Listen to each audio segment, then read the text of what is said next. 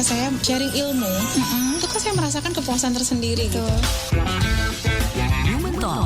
Kekuatan program pikiran bawah sadar itu 9 kali lipat lebih kuat dari program pikiran sadar. Jadi sudah kayak di program itu. Perempuan jarang sekali menengok dirinya sendiri ke dalam. Kenapa sih aku bete gini? Alih-alih melihat dirinya sebagai objek pengetahuan dirinya, perempuan sering menyalahkan orang lain. Mindsetnya akhirnya penuh dengan akarnya orang lain, bukan akarnya dirinya sendiri. Woman Talk. This is about you. All about woman.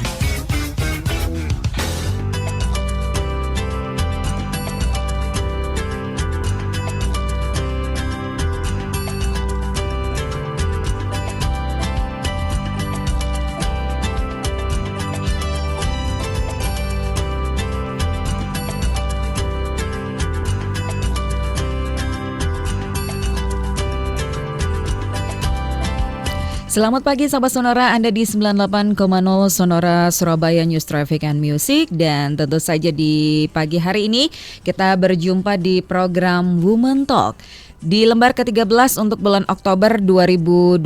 Saya harap semua masih sehat dan kita masih tetap beraktivitas dengan semangat dan banyak hal yang boleh kita hasilkan walaupun di tengah pandemi.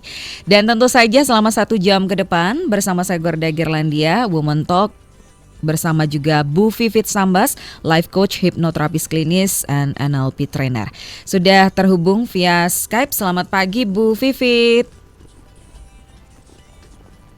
Sebentar, kok saya tidak dengar suaranya Bu? Selamat pagi Bu Vivit. Selamat pagi Pak Gorda. Oke. Selamat pagi sahabat Sonora. Oke. Pagi Pak Intan.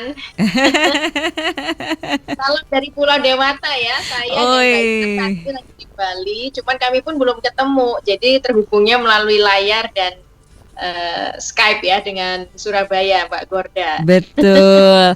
Ya ampun Bu, gimana rasanya akhirnya bisa ke Bali nih?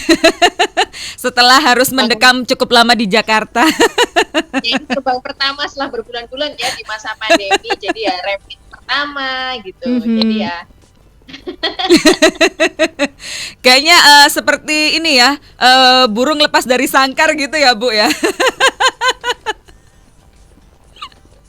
Sudah sih, saya sudah sering kalau road trip Jawa naik mobil sering banget. Wow. Gitu. Tapi yang terbang yang pertama ini sih. Oke, baik. Semoga tetap sehat ya Bu ya di Bali.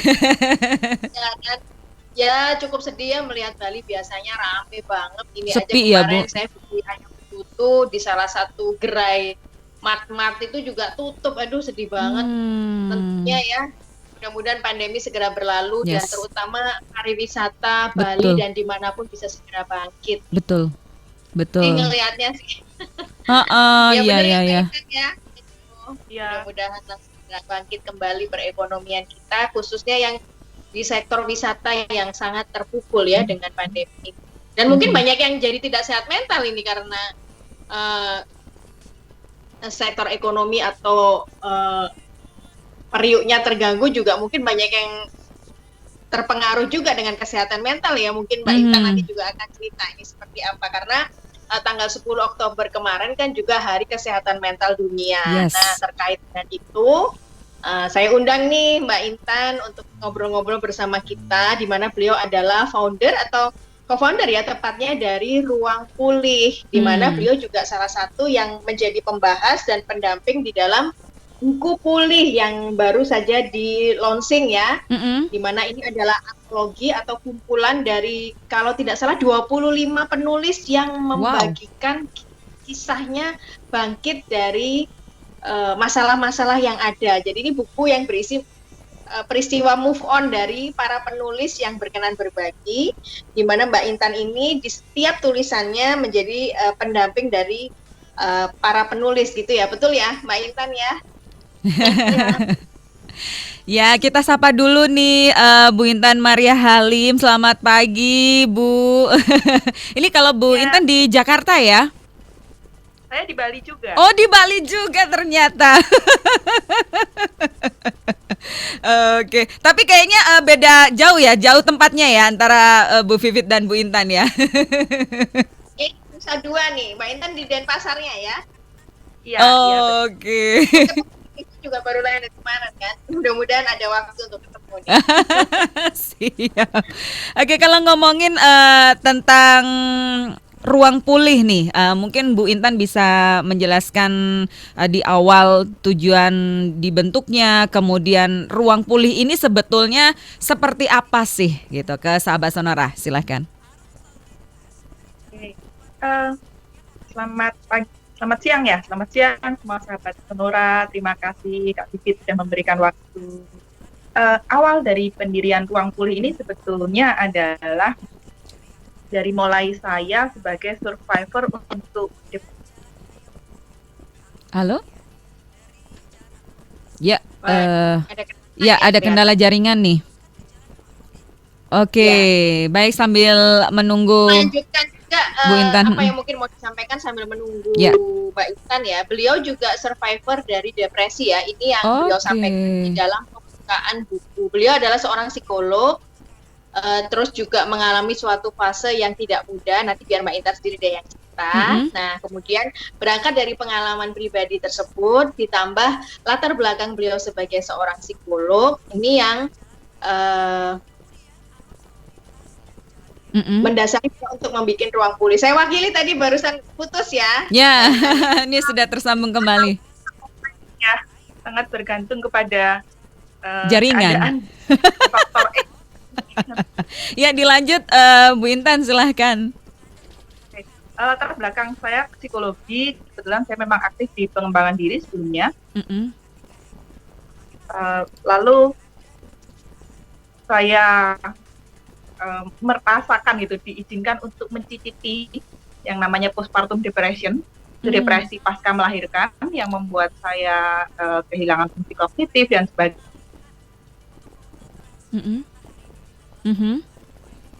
Ya, oke. Terputus kembali. Kita beralih lagi ke Bu Vivit. Karena kendala ini ya, jaringan ya. Susah-susah gampang memang kalau sudah berurusan dengan daring.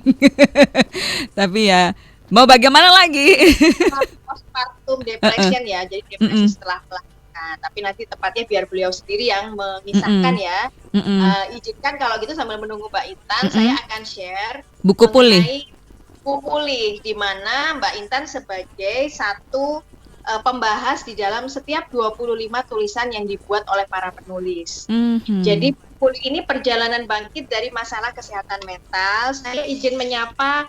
Ya, ini dari IIDN, Mbak. Jadi IIDN itu ibu-ibu doyan nulis. Oh, IIDN ibu-ibu doyan nulis. Lucu singkatannya ya. Saya sapa dari udara Ibu Widianti atau Mbak Widianti Julian dari Ketua Umum Komunitas Ibu-ibu Doyan Nulis, di mana beliau juga artinya mengarrange atau mengelola, menginisiasi juga agar para 25 penulis ini berkenan untuk membuat sebuah tulisan sebagai sarana untuk katarsis. Nah, ini menarik sekali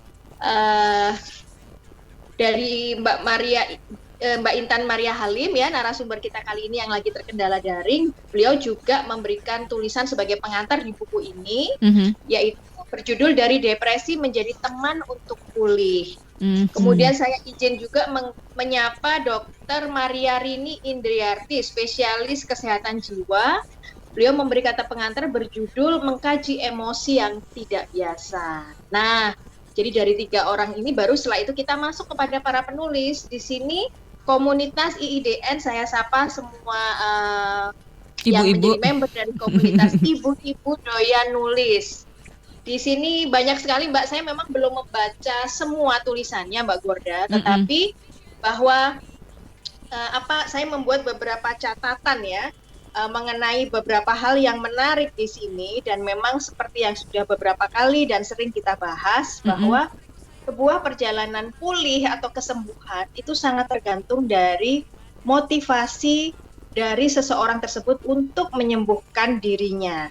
Oke. Nah, ini ada yang Kalau Mbak Intan, ini Nah, Mbak Intan ini. muncul lagi. Mudah-mudahan lebih baik. Mbak Intan mungkin agak turun, dinaikkan sedikit Mbak karena kelihatan separuh.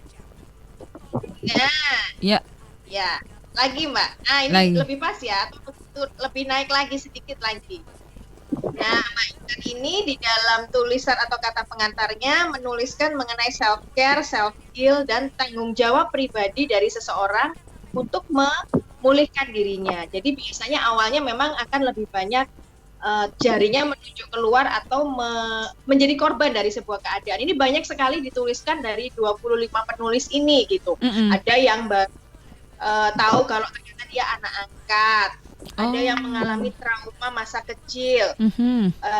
Jadi ada banyak sekali. Nah, pada saat seseorang itu mengambil tanggung jawab pribadi untuk tidak lagi sebagai korban, tapi sebagai subjek untuk memulihkan dirinya, nah disitulah sebenarnya perjalanan kesembuhan itu dimulai. Nah, silakan Mbak Intan lanjut lagi, mudah-mudahan nih Lancar. bisa sinyalnya. Nah, saya lanjutkan ya bahwa ternyata ada hal yang berkaitan dengan fisik yang menyebabkan masalah ketidaksehatan secara Ya. mental. Suaranya kurang jelas ini, Bu Intan. Ini sudah lebih jelas? Sudah lebih jelas? Oke. Agak lebih turun Mbak Intan, kelihatan hanya dari hidung ke bawah. Sama kali jadi Ya. menyesuaikan. Sudah lebih jelas Ya. suaranya? Oke, jelas ini Bu. Silakan. Ya, dan yang kita ketahui berkaitan dengan postpartum depression ini adalah hal yang terkait dengan masalah hormonal yang membuat secara fisik kita tidak mampu untuk mengendalikan depresi ini gitu.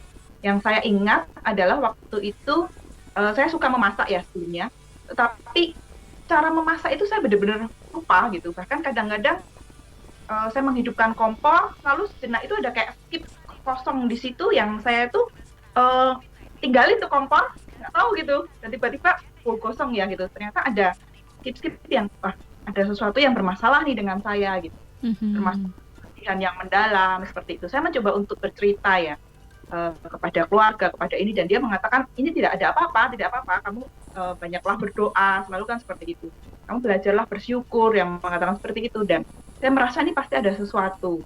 Karena background saya psikologi, saya mulai kontak sama dosen-dosen saya, dan karena juga latar belakang di dunia SDM, saya kontak dengan trainer-trainer yang berkaitan ini, dan dia bilang, Intan, you need help. Kamu harus coba cari pada pertolongan ke psikolog klinis atau psikiater. Akhirnya saya menemui psikiater, lalu dikatakan periode baby blues dan akan memasuki postpartum depression ini.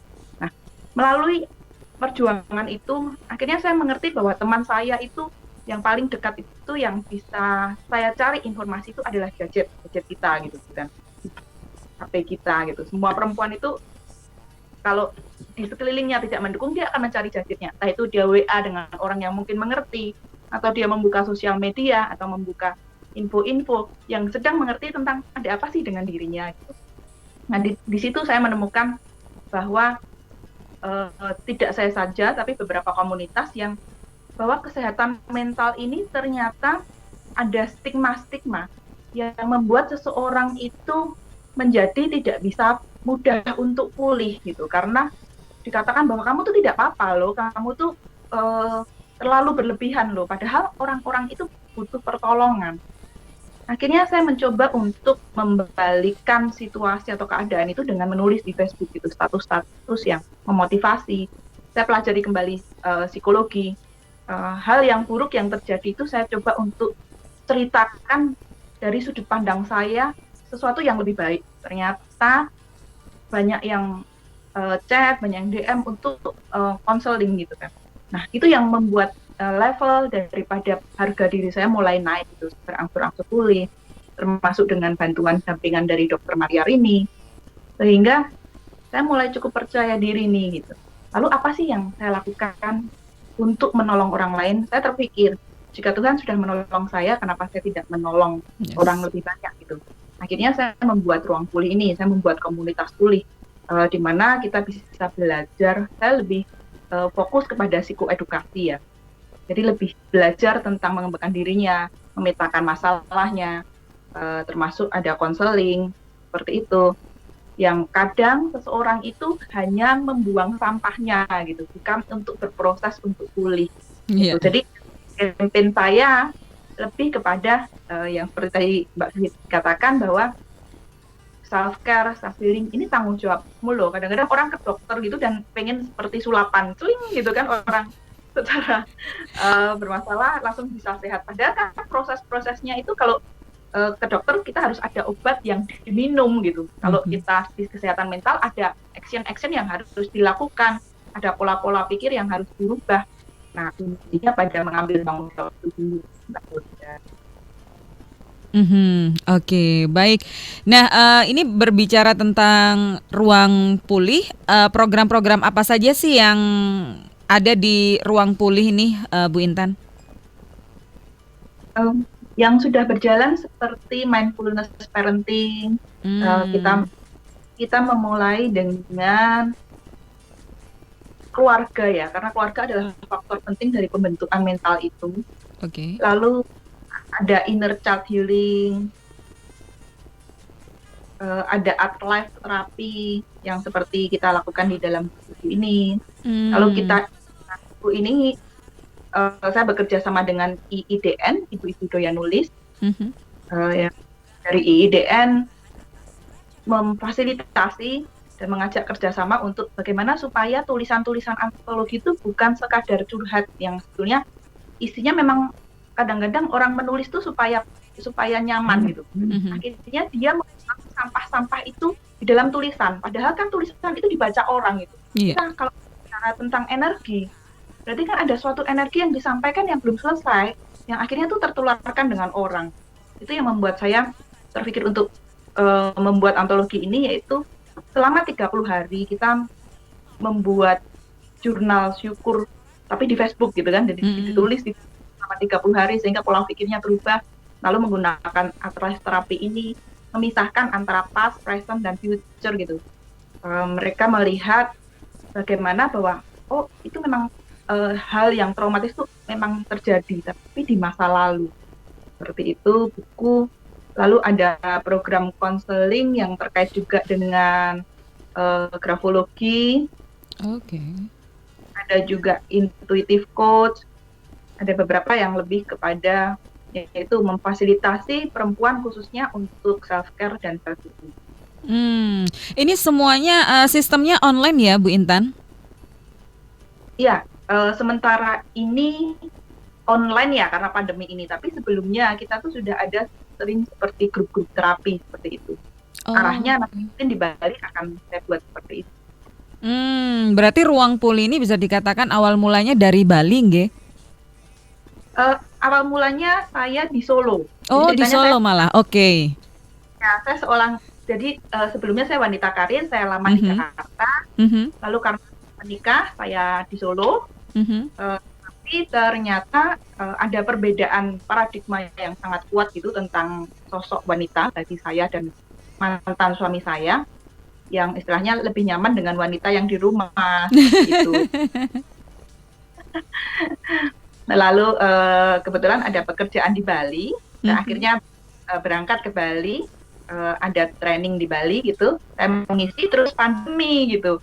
Pandemi waktu itu mau keluar Bali itu Senin ya, tapi Jumat itu penerbangan sudah tutup gitu.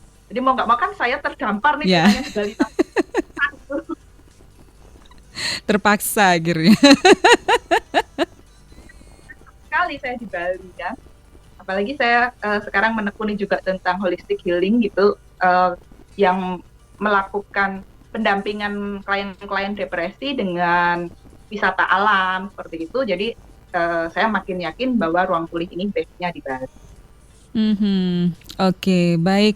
Nah, apa sih keunggulan dari ruang pulih ini? Kenapa sahabat Sonora intinya harus ke ruang pulih nih untuk mendapatkan mental yang sehat? Saya mungkin kampanye adalah ini ya, temukan warnamu, temukan bahagiamu. Yaitu ruang pulih ini mengizinkan seseorang untuk menjadi diri apa adanya. Terkadang dari pola asuh orang tua, dari teman-teman sekitar, kita sering dihakimi untuk menjadi orang lain.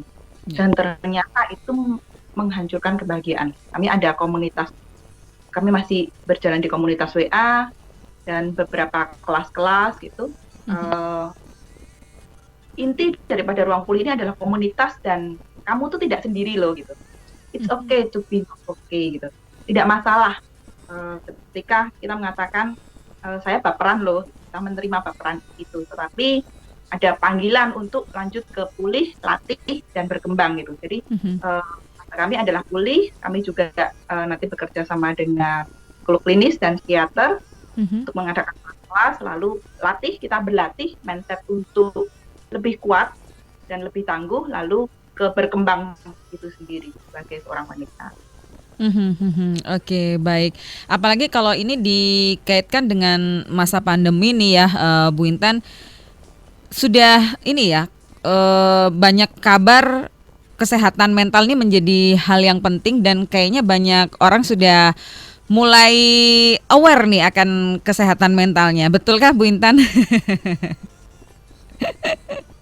Ya, sepertinya seperti itu. Jadi kemarin itu saya sempat diketuk gitu kan sama tetangga saya. Dia seorang perempuan juga.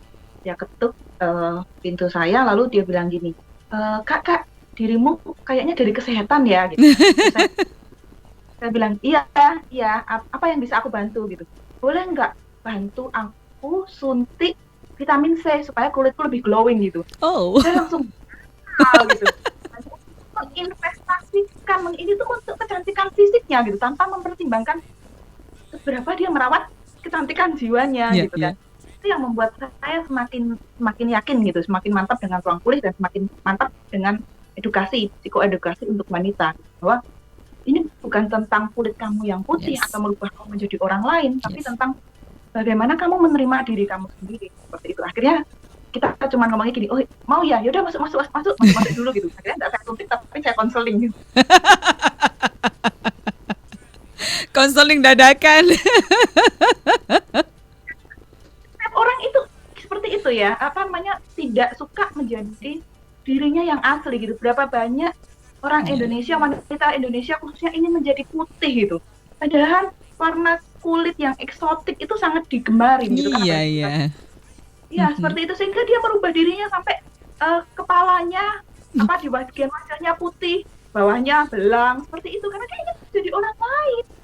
Termasuk sekarang dengan drama Korea sekarang, berapa banyak yang ingin menjadi sosok-sosok artis idolanya di Korea, padahal kecantikan wanita Indonesia tuh lebih wow gitu kalau kita mau menjadi diri kita sendiri dan melakukan yang terbaik dan menjadi versi yang terbaik kita sendiri.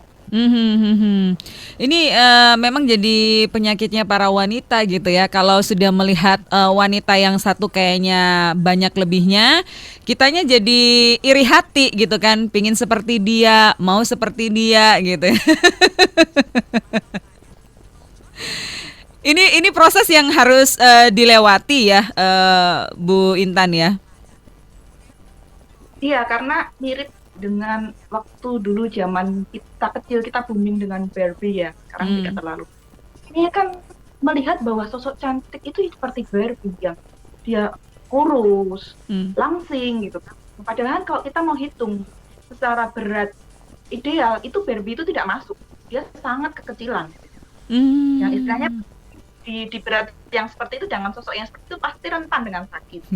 Tetapi itu yang dikejar-kejar gitu. Ketika kita gemuk sedikit, kita akhirnya abuse badan kita. Gitu.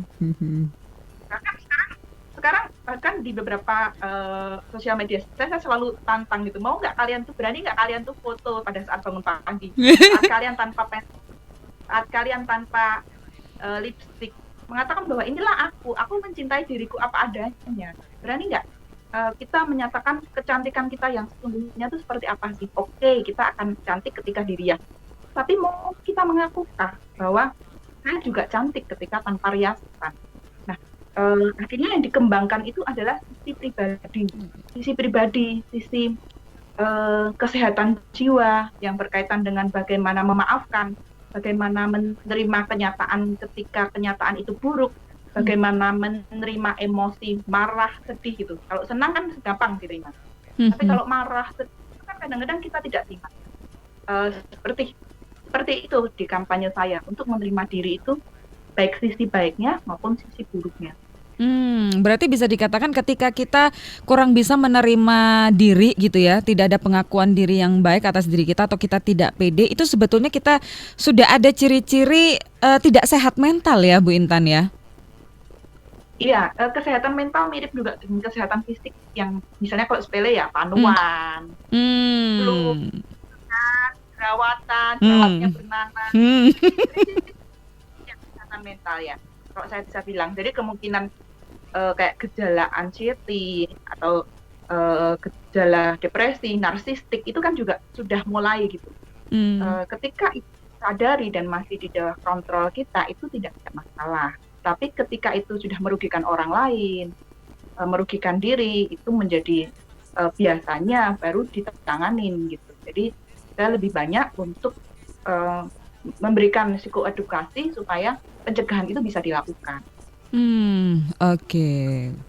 Kayak contoh tadi teman saya yang datang gitu dan minta suntik untuk glowing kulitnya, dan dia tidak berpikir siapapun, yang penting bisa menyuntik, itu kan wow banget gitu bagi orang wanita.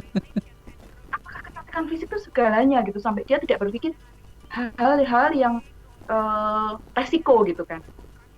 Itu kita lihat sebagai sesuatu yang perlu untuk dicermati dan perlu untuk disadari.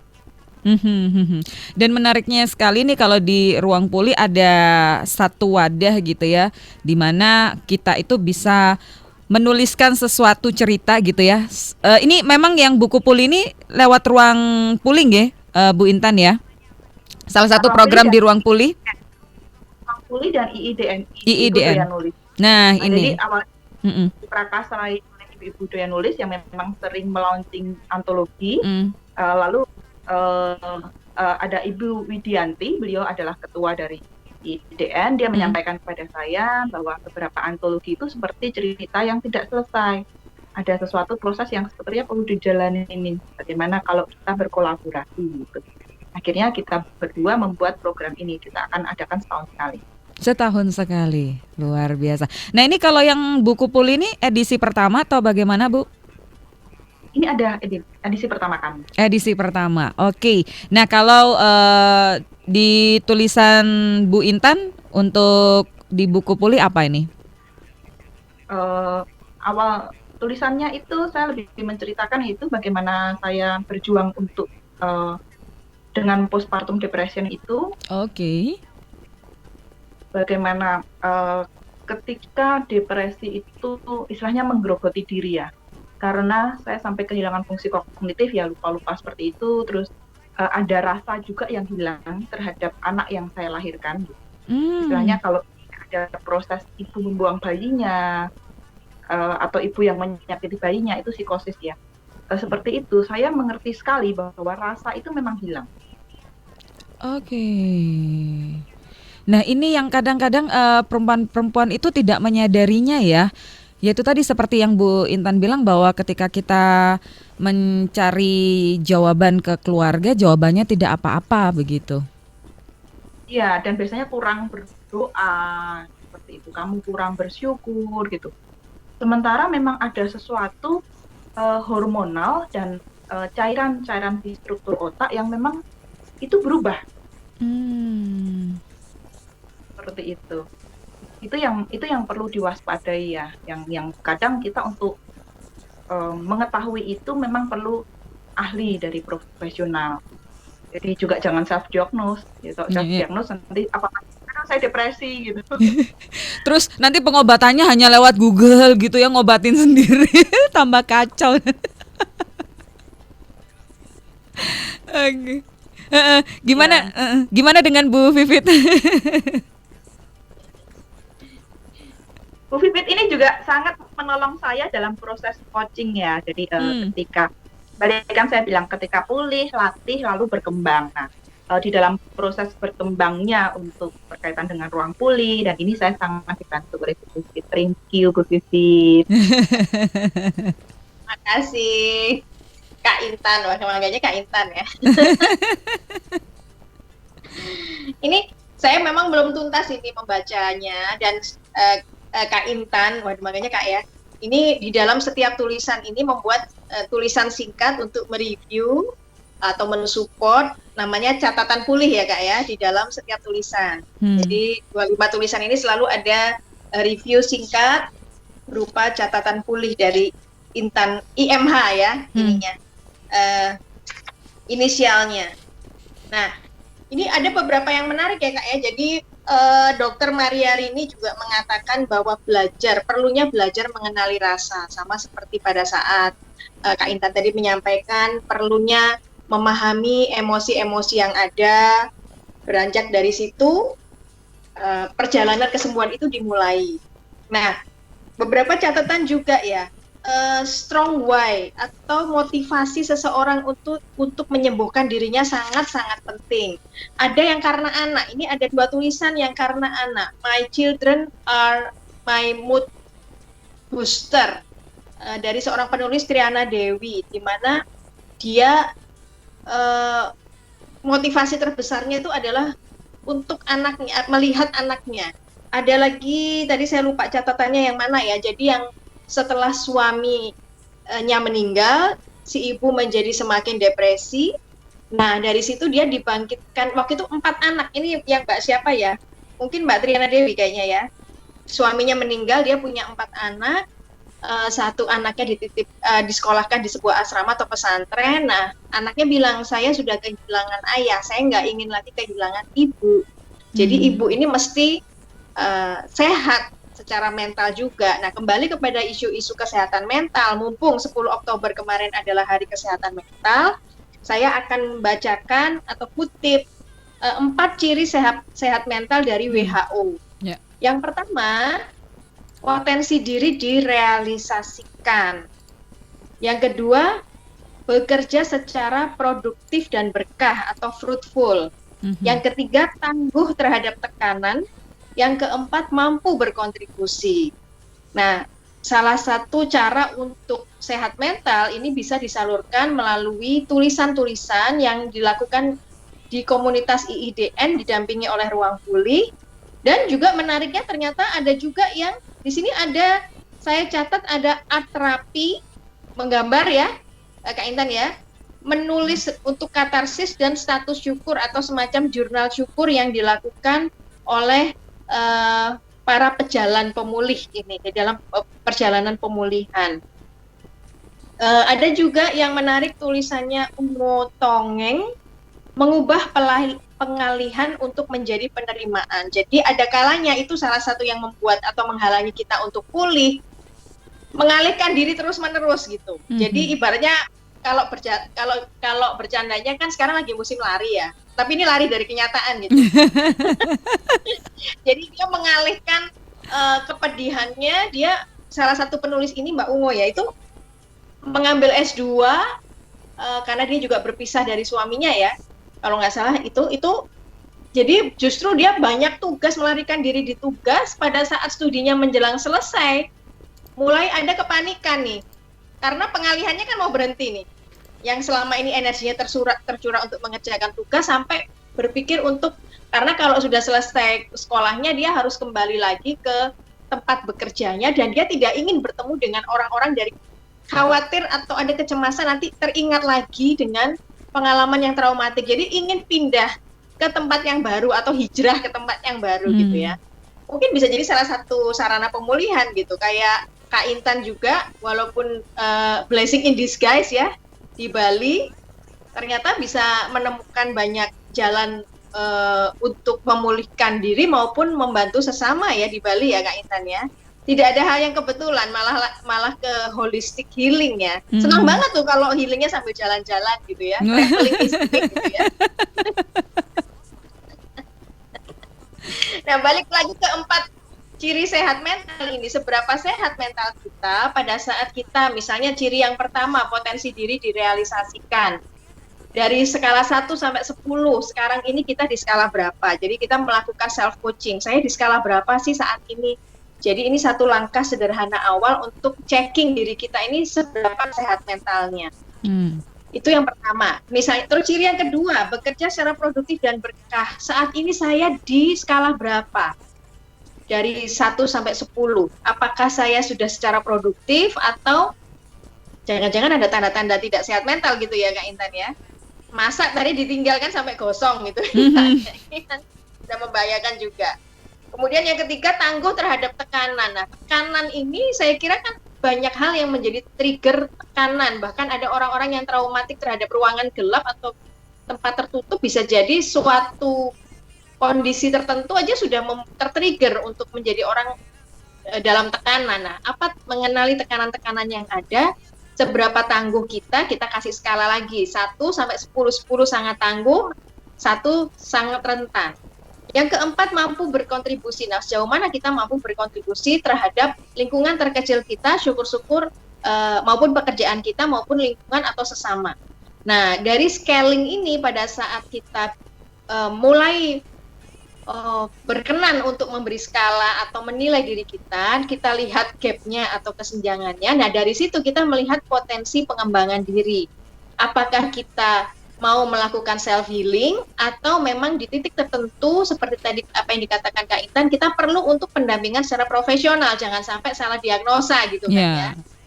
Nah, tetapi salah satunya bergabung dengan IIDN ini ya, ibu-ibu doyan nulis dan komunitas-komunitas atau support group yang saling menyemangati, dan bahwa kita tidak sendiri. Itu penting banget tuh ya Mbak Intan ya, Kak Intan ya. Perasaan tidak sendiri, bahwa ternyata bukan hanya kita yang mengalami ini, tetapi ada orang-orang lain yang dalam perjalanan yang sama dan saling menguatkan. Ini luar biasa. Sukses untuk buku Pulih. Dan ini kalau mau pesen gimana caranya nih? Jangan-jangan ada sahabat sonora yang udah, di mana sih pesen bukunya? Mana nih Kak Intan nih?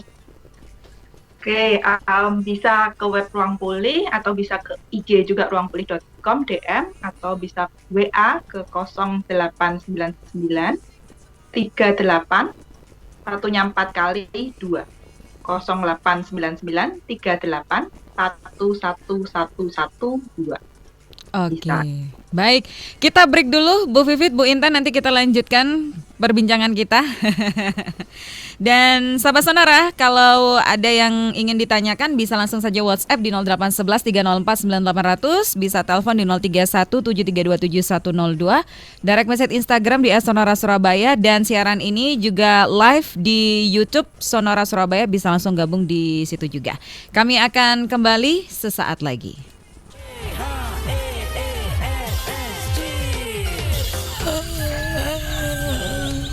Mau kemana nih pagi-pagi gini? Jogging dong. Yuk ikut. Ogah, males keringetan. Ya elah, keringetan itu sehat kali. Bisa membuang racun dari dalam tubuh. Terus kalau dehidrasi gimana? Gak bakal dehidrasi lah. Nih, gue selalu bawa Cheers Alkaline Powered kalau pas jogging. Cheers Alkaline Powered gak cuma air mineral biasa. Kandungan alkaline dengan pH up to 8,5 membantu tubuh terhidrasi maksimal. Jadi badan segar sepanjang hari dan gak bakal dehidrasi. Dengan Cheers Alkaline Powered, gue berani berkeringat. Wah, mau dong. Buat gue ya. Enak aja, beli sendiri dong. Di toko sebelah juga jual. Udah gue jogging dulu ya.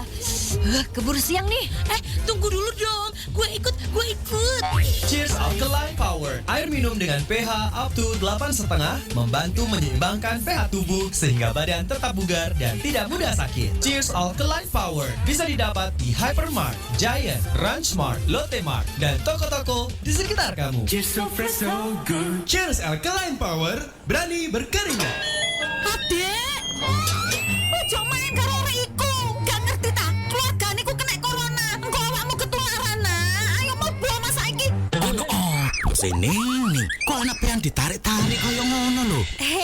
Pak RT, yuga kula niki lho. Pengene main kali anake Bu Ina tonggo ngajeng niku lho. Aduh, wedi anak kula ketularan corona. Keluargane Jane Bu Ina niku kan lagi di karantina. Waspada gak popo ning, tapi ojo parno pisan. Justru sampean iku kudu ngekei dukungan. Lek ono tonggo sing ngelakoni karantina mandiri, tawakno beke wonge kate titip blonjo gawe kebutuhan pendinone. Kudu tetep guyub karo tonggo, gawe protokol kesehatan nak jaman new normal koyo saiki.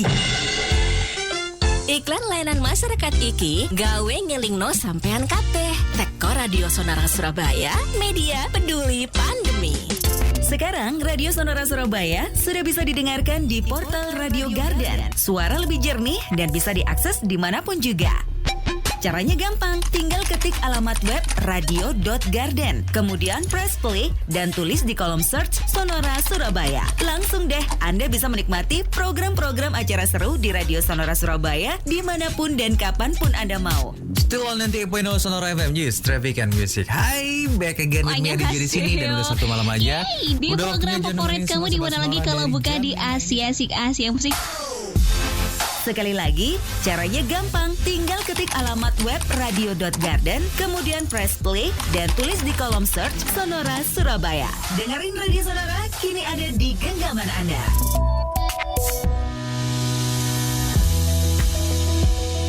Etika ketika batuk dan bersin. Etika batuk dan bersin adalah menutup mulut dan hidung saat batuk dan bersin dengan tisu.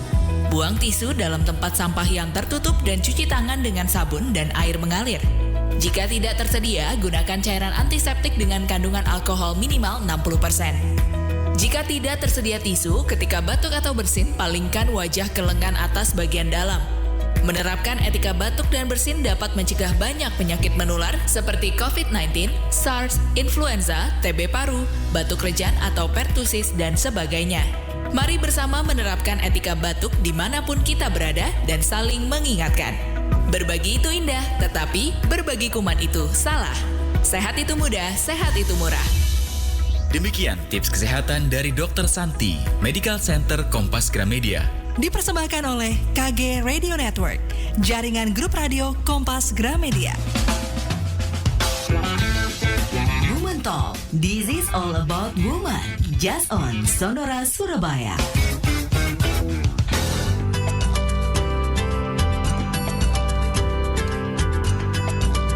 Kita masuk di segmen terakhir Woman Talk with Vivit Sambas dan juga bersama dengan co-founder Ruang Pulih Bu Intan Maria Halim masih membahas sehat mental ala Ruang Pulih. Dan kita tadi juga membahas ada sebuah buku yang berjudul Buku Pulih. Ini termasuk buku antologi ya, ada 25 penulis bagaimana mereka bisa sharing mengenai pengalaman mereka untuk tetap pulih. Ini kalau Anda berminat bisa langsung saja lewat webnya Ruang Pulih atau di Instagram bisa juga lewat 089938111112. Dan tentu saja nih kalau ngomongin soal menulis sehat mental lewat menulis ini juga efektif banget ya. Mulai dari Bu Intan dulu nih. Iya, kita membutuhkan kalau di kesehatan mental itu terkait dengan ada yang namanya katarsis ya, yaitu bagaimana kita mengeluarkan segala hal-hal yang negatif yang mungkin dipendam dan melalui menulis di dalam proses buku pulih itu ada menulis dan ada atrapi. Dengan menulis dan atrapi ini kita menjadi subjek yang mengamati keadaan kita. Okay. Dengan mengamati itu maka akan menaikkan kesadaran diri kita dan kita memisahkan antara kita dan masalah kita. Jadi aku tuh bukan aku yang bermasalah. Aku adalah pribadi yang mengamati. Ketika kita mengamati, ketika kita menarik diri kita keluar dari putaran permasalahan itu, kita bisa melihatnya lebih jernih.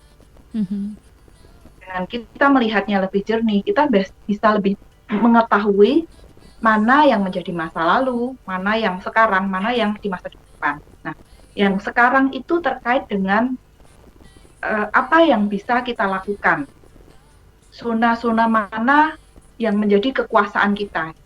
Terkadang di dalam kehidupan itu permasalahan terjadi ketika kita menginginkan orang lain itu seperti yang kita mau gitu. Itu adalah zona mereka dan bukan zona kita gitu. Semakin kita memfokus di sana, semakin kita akan frustasi.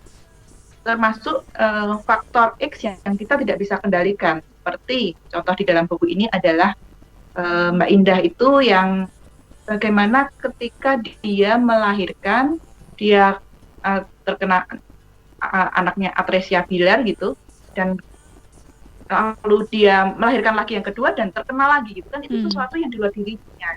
Termasuk pandemi ini sesuatu yang di luar dirinya. Ketika kita fokusnya hanya ke situ gitu, kita seperti terkunci menjadi tidak berdaya. Dan keadaan itu yang membuat permasalahan kesehatan mental itu mulai muncul. Tapi ketika kita melihatnya sebagai oke, memang sekarang ada pandemi. Oke, memang saya kehilangan orang yang saya cintai. Tetapi apa yang tetap saya bisa lakukan untuk saya memilih bahagia gitu. Untuk saya memilih pulih. Jadi misalnya contoh yang pertama itu adalah menerima. Fase apapun yang terjadi kita perlu untuk menerima. Ketika kita berani untuk menerima, maka prosesnya adalah kita pada titik yang sudah tidak menghantam sesuatu yang berat lagi, karena mau nggak mau kan kita sudah terima itu menjadi bagian kita gitu. Sehingga dengan menerima itu kita bisa mengetahui langkah apa sih yang harus kita lakukan gitu untuk memperbaikinya. Yang pertama, bertanggung jawab dulu terhadap apapun masalahnya. Itu selalu ada faktor kita yang berperan sehingga hal itu terjadi. Dan ketika kita berani bertanggung jawab, kita menjadi mudah untuk melihat solusinya. Gitu, Mbak. Kalau dari Bu Vivit nih? Ya, sepakat dengan apa yang disampaikan ya pastinya, dan pada saat kita mempunyai kesadaran, di mana tadi menarik sekali pada saat kita menarik atau memisahkan diri kita dengan masalah kita, sehingga pada saat kita keluar dari apa yang dikatakan pusaran masalah tersebut, kita akan lebih objektif dalam mengambil sebuah sikap berangkat dari sebuah kesadaran diri. Jadi memang self-awareness atau kesadaran diri ini sangat penting di dalam proses pemulihan, di mana sesuatu yang kita sadari itu bisa kita kendalikan, bisa kita kelola. Sementara sesuatu yang tidak kita sadari bisa jadi itu yang mengendalikan kita. Berangkat dari awal pembukaan dari Mbak Intan tadi kan, adanya stigma-stigma terhadap kesehatan mental, bahwa aku rapopo, aku baik-baik saja. Nah, padahal sebenarnya saya kutip dari sebuah tulisan dari penulis, luka lama yang diabaikan sehingga mengering di luar tetapi sakit di dalam. Jadi kelihatannya sudah sembuh tapi ternyata belum. Nah, pada saat para penulis membuat buku pulih ini, jadi perjalanan untuk meninjau kembali luka lama untuk disembuhkan, sehingga yang kelihatannya seolah-olah sembuh dan kering tapi di dalamnya mungkin masih bernanah, masih sakit, itu disembuhkan, memulihkan diri, baru setelah itu kita akan berjalan bersama menuju masa depan. Nah, sebagai catatan, karena saya sendiri juga sebagai praktisi di hipnoterapi klinis maupun di coaching, bahwa untuk pulih tentunya selain kita memberi makna terhadap peristiwa yang lampau, berujung dengan sebuah keikhlasan, memaafkan, itu saya kira kan satu puncak spiritual tertinggi dari sebuah perjalanan pemulihan. Nah, apakah setelah pulih, setelah lukanya kering terus kita celing gitu ya, bahasanya Mbak Inta tadi, kita menjadi orang yang baru, tentu ada sebuah tugas atau PR-PR selanjutnya. Jadi perjalanan healing atau pemulihan diri ditambah dengan berikutnya adalah membentuk atau menyusun pola-pola baru atau kebiasaan baru. Ini juga yang menjadi PR selanjutnya, yaitu menyusun, yaitu setelah pulih dengan sebuah memaafkan, mengikhlaskan, penerimaan diri, yuk sama-sama berjalan untuk menyusun sebuah pola-pola baru sehingga kita menjadi manusia yang lebih baik. Nah, itu tentu PR-nya ya untuk perjalanan move on selanjutnya. Membentuk pola baru, salah satunya tentu dengan menyusun bergabung dengan komunitas yang baru, maupun self coaching, apa ya, hal-hal baru, atau dalam konteks 4 ciri sehat mental tadi, potensi diri mana saja yang masih perlu dikembangkan, bagaimana saya lebih tangguh terhadap tekanan, salah satunya tentu Saya masih ingat juga dengan apa yang dikatakan oleh salah satu guru saya dulu dalam perjalanan saya juga, mungkin salah satunya healing juga tuh. Jadi belajar sana, belajar sini gitu kan. Kayak Mbak Intan juga belajar NLP, belajar intuitive coaching, macam-macam. Itu termasuk kesaksian dari para penulis ini kan. Mereka banyak yang mengikuti program-program pelatihan. Salah satunya sebenarnya untuk mengembangkan diri. Nah, jadi ini 1-2 hal yang terpisah, tetapi sebaiknya ini dua-duanya kita lakukan. Bisa jadi kita para sahabat Sonora yang saat ini rajin dengan pengembangan diri, itu di satu sisi untuk pembentukan pola-pola baru, membuat mozaik-mozaik baru untuk menyusun diri. Tetapi jangan dilupakan juga, jangan-jangan ada unfinished business atau luka di masa lalu yang belum sepenuhnya pulih. Jadi ini 2 hal yang sebaiknya kita lakukan bersama-sama, antara pemulihan dengan membangun kebiasaan-kebiasaan baru, sehingga ke depan kita tentunya menjadi manusia yang lebih baik, lebih utuh gitu. Lebih tangguh yang pastinya. Ya. Bahasanya apa sekarang Mbak Intan kan apa? Resilient ya. Iya, resilient. Makanya saya lebih ke 3 kata ya, pulih, latih, dan kembang gitu. Pulih, latih, dan kembang itu kata kunci dari ruang pulih. Nah, apa nih kegiatan berikutnya dari ruang pulih nih? Mewakili Mbak Gorda sekalian saya tanya nih dengan Mbak Intan, program ke depan dari ruang pulih dan bagaimana supaya sahabat Sonora pengen tahu lebih banyak atau mengikuti program selanjutnya dari ruang pulih untuk pulih bersama. Nanti bisa mengikuti di ruangpulih.com. Kami tentu ada beberapa psikoedukasi. Kalau kita bisa lihat siaran IG Live kita selalu ada di weekend, dan untuk kelas-kelas online juga yang nanti saya akan bersama teman-teman psikiater, ada psikolog juga yang kita akan membuat kelas-kelas yang lebih untuk membantu, termasuk beberapa life coach juga membantu tugas tersebut, yaitu pulih, latih, dan berkembang. Di mana fase pulih itu tidak cukup hanya pulih, karena kita perlu untuk berlatih untuk yang selanjutnya berkembang. Karena pada dasarnya orang-orang yang kita sering ngomong dengan pulih itu berkait dengan kerapuhan mental gitu. Bagaimana semuanya berawal dari keluarga ya, di mana keluarga itu menjadi faktor terpenting. Sehingga 2 andalan kami kelas itu adalah kelas mindfulness for parenting dan kelas inner child healing. Bagaimana menguatkan sisi mental tersebut yang ketika didapat di masa kecil itu bermasalah, kita menjadi reparenting. Kita mengasuh ulang diri yang dewasa ini sehingga menguatkan kesehatan mentalnya di masa sekarang. Gitu. Oke, kelasnya masih dibuka dalam waktu dekat kah, Bu Intan? Kelas yang itu baru saja berakhir, tapi setiap 2 bulan kami selalu ada kelas inner child healing. Dan akan ada satu lagi yang kita akan bersama seorang psikiater. Boleh ditunggu di IG kami, ruangpulih.com. Oke, baik. Sebagai penutup untuk kebersamaan kita di program Woman Talk pagi hari ini, pesan apa nih yang ingin disampaikan Bu Intan untuk perempuan-perempuan di luar sana agar tetap sehat mental dan selalu tangguh? Perkataan saya selalu sama ya, dengan tagline saya yang pertama, find your true color, find your happiness. Jadi temukan warnamu dan jadilah dirimu sendiri.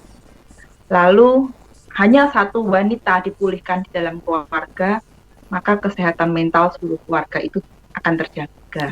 Karena wanita fungsinya memelihara, wanita itu fungsinya mengayomi, dan dia juga menjadi penopang dari keberlangsungan keluarga, mendampingi suami. Oke, dari Bu Vivit?